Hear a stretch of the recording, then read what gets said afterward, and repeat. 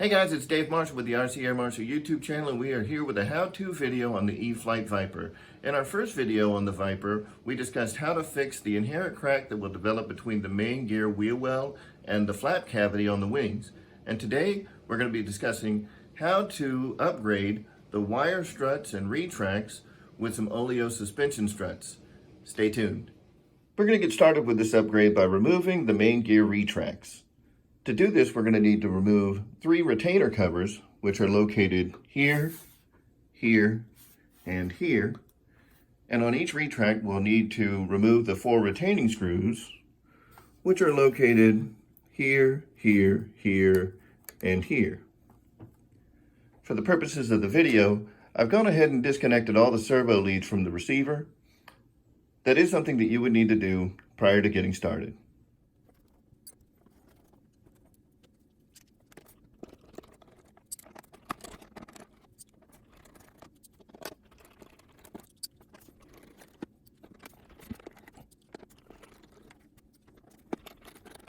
Now that we have all 4 screws removed from each retract and the covers removed, we're going to go ahead and lift the retracts from the retract cavity and remove the wire from the airframe.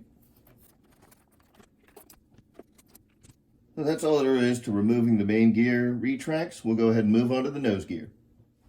To get to the screws that hold in the nose wheel retract, first we need to remove the plastic cover that goes over the nose wheel cavity. This cover is held to the foam with some foam tack adhesive, which can easily be softened by using a hair dryer and gently prying around the edges of the plastic cover. We've gone ahead and done that and released the adhesive, so I'll go ahead and remove that cover now. The next step will be to remove the 4 screws from the nose gear retract, which are located here, here, here, and here, as well as the retaining screw for the servo horn for the nose wheel steering, which is located here. And that will help us to remove the nose wheel steering control rod from under this plastic hook right here, which will get in the way if we don't remove this.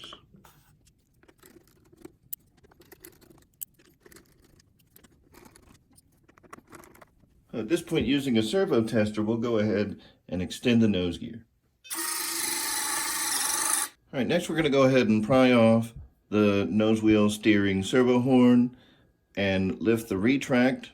And just be careful when you're removing the control rod. You need to move it out from under this hook right here, because we don't want to tear that off. That's a guide for the control rod for the nose wheel steering.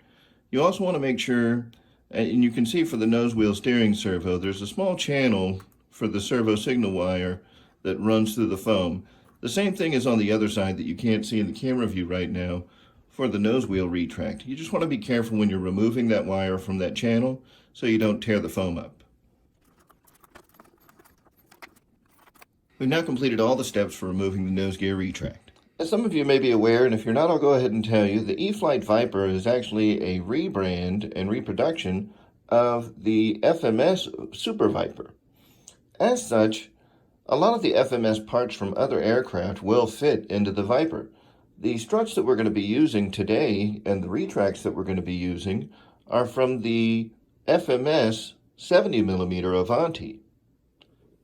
All the parts that we're going to be using today are going to be linked down in the description. The next thing we'll be doing is installing the main gear struts onto the new retracts. For the nose wheel, I went ahead and bought a pre-assembled unit that came with the retract and the nose wheel strut already installed, because the little C-clips that hold the strut into the retract are kind of a pain in the butt, and you almost have to take the retract apart to make it work. So rather than messing with that, I just bought the pre-assembled unit. Again, all the parts that we're using are going to be linked down in the description. All right, with each of the new main gear retracts like we have here, it comes with a bag that comes with 4 new mounting screws as well as 2 grub screws. Those 2 grub screws are going to be used to hold the strut in place here at the top where you've got this flat surface. We'll go ahead and do that. The grub screws will require a 1.5mm hex head driver like I have here.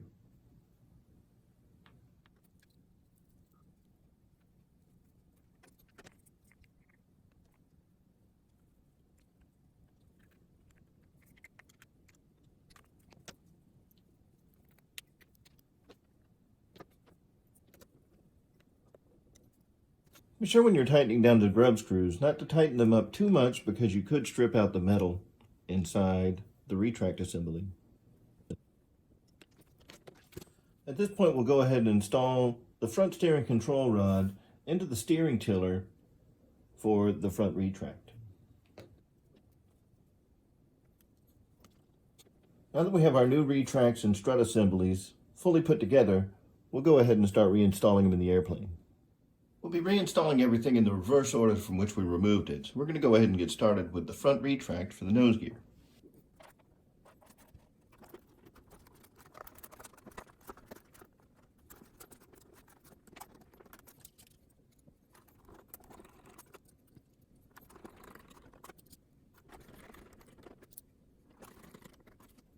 Before installing the servo horn onto the front steering servo, we're going to hook it up to a servo tester to make sure that the servo is centered.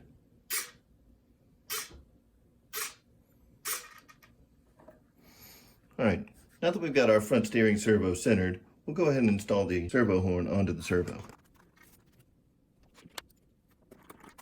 Now that we have the front steering servo horn installed, we're going to go ahead and reroute the wire for the retract into the foam in the side of the cavity.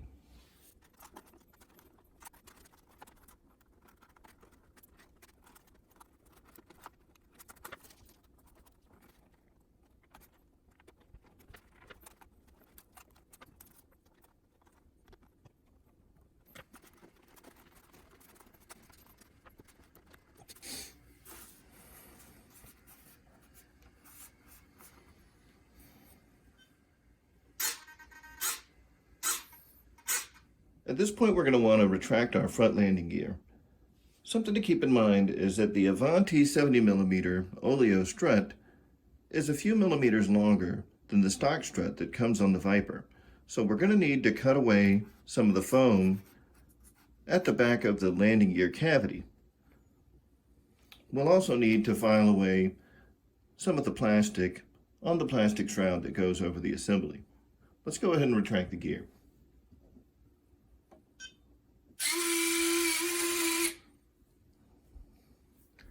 At this point, we'll do a test fit of the plastic shroud to make sure that the landing gear will not be obstructed during the retract and extensions.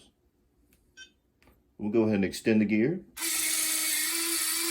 and we'll retract the gear one more time. Now we'll go ahead and use some foam tack to reapply the plastic shroud over the front landing gear cavity.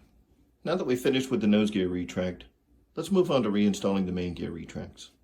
I've used a servo tester to go ahead and extend the main retracts and make it a little easier to route our servo wire.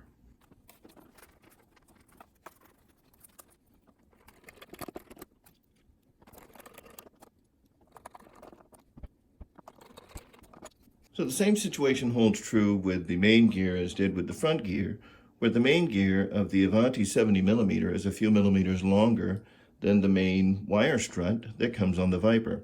So you'll need to extend the main gear wheel well in towards the center of the aircraft by a few millimeters, and I did that using a drum bit of a Dremel.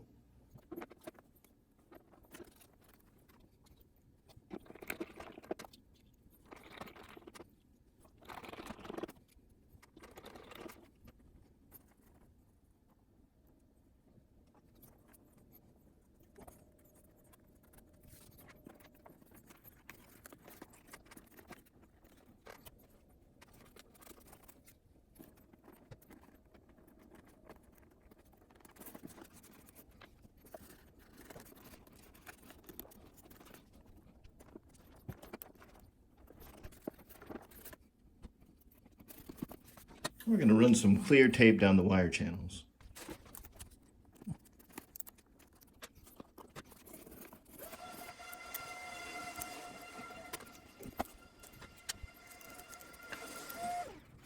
Using a servo tester, we're going to test the retraction and extension of our newly installed landing gear.